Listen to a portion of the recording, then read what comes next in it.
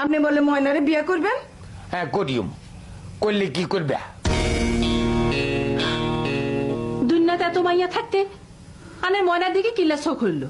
চোখ কেন গেল তার কারণ আছে, কারণ ময়নার ভঙ্গি চঙ্গি তোমার হরির মতন, সেই ভঙ্গি চঙ্গি আমাকে বেট করছে। আব্বা, এটা একটা কথা কইলেন নি আন্নে? নিজের নাতনিরে কেউ বিয়া করে? আচ্ছা কইলেন নিবা, কিন্তু আন্নের মতো বুড়া মানুষের লোকে যদি ময়নার বিয়ে হয়, হেতে জীবন যে নষ্ট হইব, এটা আপনি বুঝেন না? এখান থেকে কি কস? ময়নার জীবন নষ্ট হইব কিনলেই আজ তো আর ব্যাগ সম্পত্তি ময়নার নামে লিখে দিয়ে যাই।